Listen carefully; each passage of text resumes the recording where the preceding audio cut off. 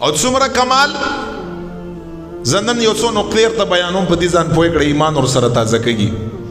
دې طرف ستاسو ذهن چا نه دی بولی څومره کمال دی چې کله مکمل شو رسول الله مبارک پیش که چې دا د الہ العالمین د طرف نه کلام الله دی الله کلام دی زما دپاره نبی علیہ السلام فرمایي یو معجزه ده خلکو انکار وکړه ځکه چې په هر زمانه کې د حق نه انکار والا خلک هغه موجودي په هر زمانه کې نبی علیہ الصلوۃ والسلام په ذات کې د حق نه انکار والا موجود مونږ خو ډېر لاندې او پاتې کور خلک یو فقرا غربا خلک یو داسې بویا ما عام خلک یو حضور مبارک امام الانبیاء په وخت خو چې کلی اوی چې دا د الہ العالمین کلام دی نو کافرانو یو میټینګ او مشوره وکړه چې ګوره که دغه کلام په خلاف باندې مونږه پروپیګنډا و نه کړه لکه څنګه چې نن سبا د حق په خلاف باندې پروپیګنډا کېږي هغې دپاره مشورې او میټینګ کېږي که نه که مونږ د قرآن کریم مخنیوی ونه که کافرانو سره ووي دا دومره مؤثر کلام دی که نه دومره تاثیر والا چې په خدای کې نه کړه چې نور خلک خو پرېږده ما او تا به کافر یي چې په رسول الله ایمان راوړو دا دومره اثر والا کتاب دی د دې مخنیوی پکار دی مخنیوی به څنګه وي مخنیوی به دا وي چې مونږ او تاسو به یو ټیم جوړو د افرادو او د هغې تشکیل به کړو په مکه مکرمه کې او خلکو په زړو کې به شکوک او شبهات اچو او څه به یو به چې دا خو رسول الله مبارک کلام دی دا خو د انسان کلام دی پیغمبر علیه الصلاۃ والسلام نعوذ بالله ځان نه جوړ کړی دی نو دوی بس خلکو په زړو کې شکوک او شبهات واچول بعضې کسان شروع شو کلام تیسو ہوئی چې نبی علیہ الصلوۃ والسلام نعوذ باللہ ساحر دی قرآن کریم آیاتونو دا مفهوم ارته بیانوم یعنی جادوگر دی او دا کلامم نعوذ باللہ دا جادوگر کلام دی او چا څه وی چې رسول الله مبارکم نعوذ باللہ مجنون او لیونای دی او دا کلامم نعوذ باللہ د لیونی کلام دی نو لیونی کلام له څه اعتبار دی او چا ورته کاهن وی او د کاهن کلام دی او چا ورته عام چا څه ورته وی چا څه ورته وی قرآن کریم په هغې باندې ګواه دی دی طرف تا کافرانو یو قسم لا د قرآن کریم په دی خبره باندې چې دا د الله کلام نه دی دا د رسول الله کلام دی یو قسم لا تبلیغ او ترویج یې شروع کړه هلته حضور صلی الله علیه وسلم ته چې کله پته ولګېده الله ته فرمایي چې خدای پاکه دا خلک روان دي ستا کلام د هغې ته د دروغو نسبت کا هغه ته د کلام د انسان کلام ورته یي د مجنون کلام ورته یي د ساحر کلام ورته یي د کاهن نعوذ بالله کلام ورته یي خدای پاک دا کوم طرف ته خلک روان دي رب لا یزال پیغمبر علیہ السلام ته فرمائی محبوب علیہ السلام مبارکہ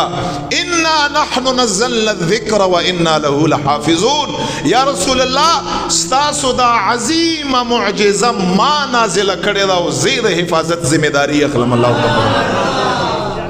چې هیڅ غم نه کړي خدای پاک څنګه به ذمہ داری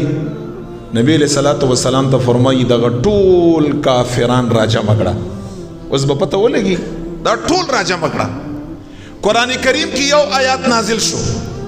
او څور ته وایا دغه ټولو کافرانو ته وایا چې تاسو لمثل هذا القرآن چیلنج ولا ورکړه کدا د انسان کلام وی او د الله کلام نه تاسو ټول کافرانو کې ټول شاعران او غټ غټ ادیبان او شاعران او لبید غوندې خلکو پکې لبید رستی بیا ایمان راوړی صحابي تر جوړ دی چې هغې ته به ملک الشعراء وي د شاعرانو بادشاه تاسو ټول راجمع کړه کافران یا رسول الله چیلنج ولا ورکړه چې کدا د انسان کلامي د قرآن په شان ته ټول سره راجمع شي یو کلام جوړ کړی زی تاسو هم جوړ کړئ چې حضور علیہ السلام مبارک یې جوړولی شي په ځان لا نو تاسو خې دا ټول جوړولی شي بیا جوړ کړئ کله چې په هغوی ته خو پته وه چې دا د الله کلام دی خو صرف د نبی علیہ الصلوۃ والسلام مبارک دغې معجزې د شک شبهې پیدا کېدو دپاره دا تبلیغ که هغوی ته پته وه هغوی چې کله ناکام شو خلکو ته بیبانې جوړولې په دې خو ډېر زیات ټیم لګیو داسې کلام خو مونږ جوړولی شو بلکې د دې نه ښه کلام جوړولی شو خو دې سپارې او فلان چې کله دا خبرې شروع کړې رب لا یزال په همدغې کلام پاک کې ورته فرمایي یا رسول الله پرېږده یم بیا یې راوغاړه ورته ووایه چې غونډ کلام پرېږده ځه مې جوړوئ غونډ کلام فلیأتوا بعشر سور مثله مفتریات وادعوا من استطعتم من دون الله ان کنتم صادقین غونډ کلام پاک پرېږدئ زه د قرآن په شان ته کافرانو 10 سورتونه جوړ کړئ خدای پاک دا غور ته څه کړ راکم یې کور ته کله چې 10 سورتونو چیلنج ورکوله کافرانو له هلته خو هغوی دا مشران چې کومو کشرانو کاته چې دا خو عاجزان شو دا خو یې نشي جوړولی بیا یا بانې جوړې کړې مونږ مصروف یو فلان یو بس کلام جوړېدو ته ضرورت نشته او ښکاره خبره ده چې دا ستا خپل ځان نه جوړ کړی دی چې کله دا خبرې وکړه 10 سورتونه عاجزان شو دا ټول عرب دا ټول کافران دا ټول ادیبان او شاعران رب لا یزال په قرآن کې بیا ورته فرمایي یا رسول الله مې پرېږده بیا یې راټینګ کړه او داسې ورته ووایه چې ټول کلام هم نه 10 سورتونه هم نه قل فاتوا بسورة من مثله ان کنتم صادقین زه ټول راجمع شئ او د قرآن په شان ته په شریکه باندې یو سورت جوړ کړئ یو سورت دا ټول راجمع شئ یو جوړ کړئ ځئ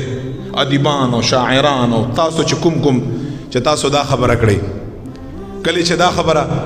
ټول قرآن نه عاجزه 10 سورتونه نه عاجزه یو سورت جوړېدو نه عاجزه دا خلق لبید لرالو نور لچ دا جوړ کړ چې دا د انسان خدای پاک جل جلاله چې ټیم خو تیر شو کنه ټیم